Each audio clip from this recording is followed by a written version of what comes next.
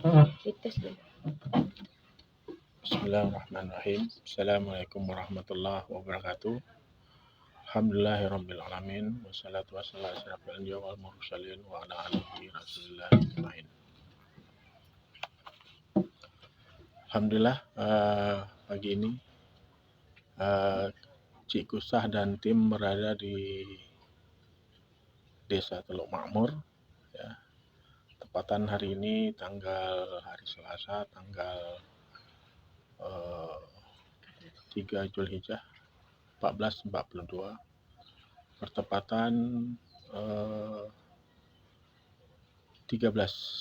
Juli 2021. Alhamdulillah pagi ini Cik Gusa dan tim berada di lokasi ini untuk melanjutkan video-video yang sudah begitu lama tidak dilanjutkan. Alhamdulillah ya, alhamdulillah. Kemudian salam dan salam kita sampaikan ke junjungan alam Nabi besar Muhammad sallallahu alaihi wasallam. Allahumma shalli ala sayyidina Muhammad wa ala ali Muhammad. Menindaklanjuti apa yang sudah kita bahas pada beberapa bulan yang lalu.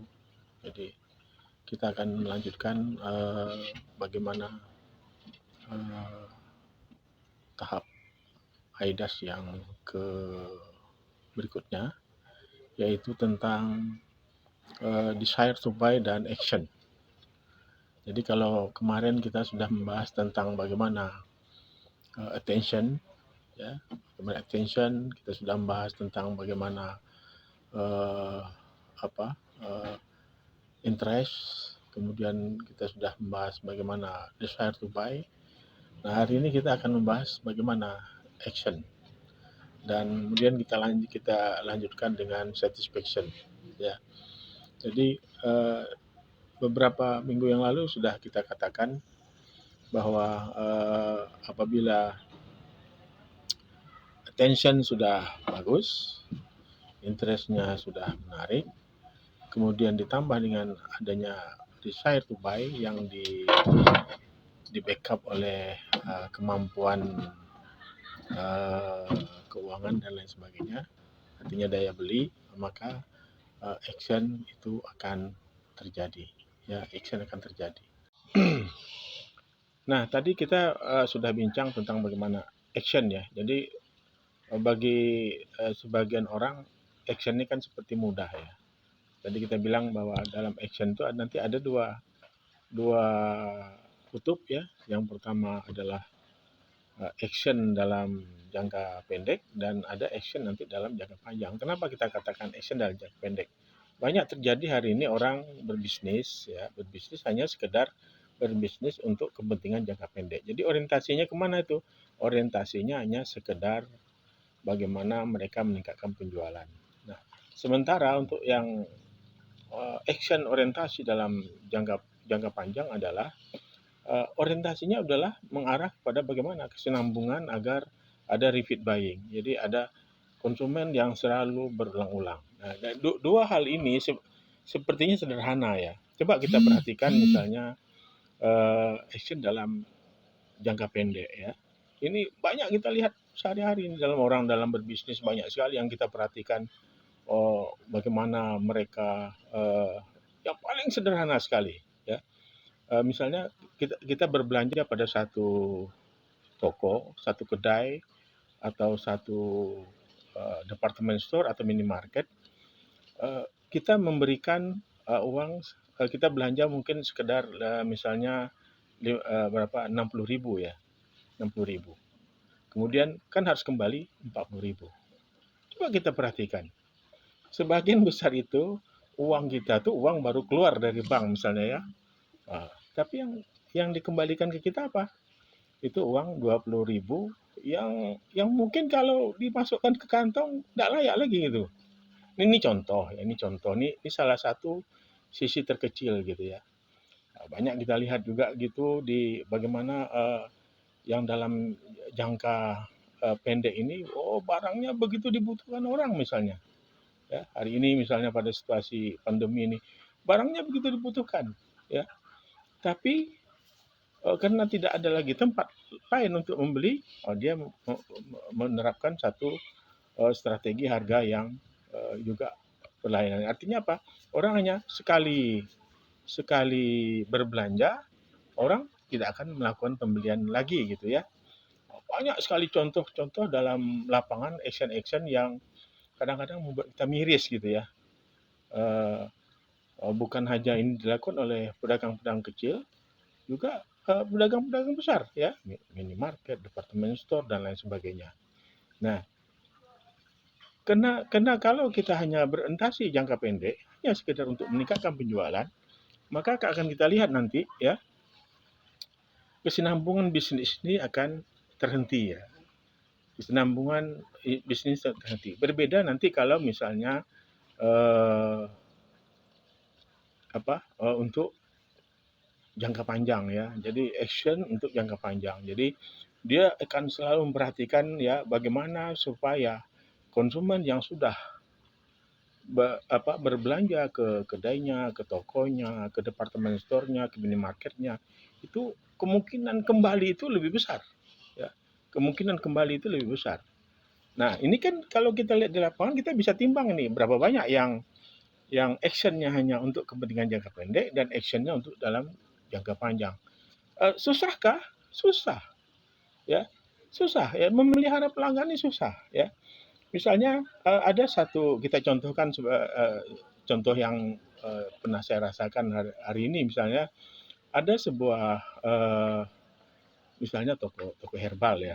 Ini contoh yang pemilihan kita. Toko herbal. Ada toko herbal ya, itu kita membeli ke apanya ke tokonya itu kita mau nanya ini untuk apa ini untuk apa ini untuk apa ini untuk apa itu banyak sekali ya toko-toko herbal itu tidak bisa memberikan satu advice ya suatu sekedar customer service ya untuk bagaimana menerangkan kegunaan-kegunaan masing-masing herbal ya. Nah berbeda nanti kalau misalnya di toko herbal yang mungkin untuk kepentingan jangka panjang dia begitu empati untuk memberikan eh, konsultasi atau keterangan atau menerangkan apa-apa saja kegunaan dari masing-masing produk yang dijual kan itu. Nah ini kan dua hal ini saja kira-kira apa yang terjadi bagi kalau hanya sekedar kita berbelanja tapi mereka tidak memahami tentang produk knowledge, pengetahuan tentang produk. Sementara yang satu paham dengan produk knowledge bahkan dia menyediakan waktu untuk menerangkannya. Nah ini di lapangan kita lihat ya. Nah, apakah ini misalnya dilakukan oleh usaha kecil? Enggak juga. Banyak juga usaha kecil yang empatinya tinggi. Bahkan kita misalnya beli beli kebutuhan misalnya beras, kemudian gula, tepung, terus tinggal telepon dia bisa antar. Nah ini kan empati. Tapi ada juga usaha-usaha besar yang ini tidak dilakukan gitu. Bahkan dia berhitung sekali tuh kalau kalau ini dia lakukan ini sekian biayanya, ini sekian banyak sekali ya. Banyak contoh lapangan kalau kita semakin melihat action-action baik yang dilakukan oleh kita sendiri maupun dilakukan oleh berbagai konsumen yang ada. Sebagai contoh, saya pernah misalnya minum air kelapa ya. Sederhana sekali, air kelapa. Karena kita sudah kenal dengan penjual kelapanya, langsung kita bilang, oh ini kalau ada tisu, ini bagus. Karena tidak semua orang misalnya yang minum itu tidak tidak apa menetes ya, tidak menetes. Jadi perlu tisu. Terus apa kata pedagang? Ya, apa katanya? Oh, kalau disiapkan tisu tidak masuk modal kami, Pak. Nah, ini cara berpikir yang tidak baik. Jadi kalau ini kategorinya apa? Action untuk jangka pendek, ya enggak? Jadi dari dua kutub ini kita bisa lihat kita mau yang mana sekarang ini. Kita mau yang action jangka pendek atau action jangka panjang. Nanti pilihannya tergantung kita. Kalau kita ingin berbisnis hanya sekedar untuk mendapatkan volume penjualan dan uang dalam jangka pendek, ya silahkan. Ya. Tapi kalau kita ingin yang jangka panjang, maka setiap action-action yang kita lakukan itu harus kita evaluasi. Evaluasi terus, evaluasi terus, evaluasi terus, evaluasi terus. Oh, ada keluhan konsumen, ya kita kita respon ya, kita respon dengan baik, ya enggak? Kadang-kadang konsumen ini kan ada juga yang apa istilah dalam bahasa kita ngeyel gitu dah. Misalnya dia sudah beli satu produk dengan kita, kemudian tiba-tiba dia komplain. Oh kok rasanya seperti ini? Kok madu tidak manis gitu. Karena dia pengetahuannya tidak ada. Kok madu ada pahit? Kok madu ada asam kayak apa? Asam asam manis gitu dan lain sebagainya gitu kan. Jadi kan ini perlu kesabaran kita untuk menerangkan kepada konsumen ini loh, ini loh, ini loh gitu. Nah, dalam prakteknya berat ya, dalam prakteknya berat. Kenapa? Kita harus menyediakan waktu kita ya, kita harus menyediakan misalnya mungkin kalau kita ingin membesar kita menyediakan satu orang yang menjadi customer service ya untuk melayani khusus untuk keluhan-keluhan pelanggan ya. Apakah ini hanya perusahaan besar saja? Enggak ya. Usaha yang sekecil apapun kalau memang dia punya visi yang besar untuk maju ya tidak ada yang tidak mungkin ya kan. Nah, ini yang kita lihat di lapangan. Jadi kalau kita identifikasi satu demi satu maka banyak sekali action-action yang kita bisa lihat apakah action dalam jangka pendek atau action dalam jangka panjang, ya kan? Pilihannya tergantung kita masing-masing. Jadi bagi kita yang sudah mulai action ya tinggal tinggal identifikasi saja, ya identifikasi saja, ya mana yang jangka pendek, mana yang jangka panjang. Demikian dulu ya video singkat ini ya yang kita ambil di Desa Medang Kampai, ya, Kota Dumai, dari KP Resto yang ada di Teluk Makmur. Mohon maaf. Terima kasih. Assalamualaikum warahmatullahi wabarakatuh.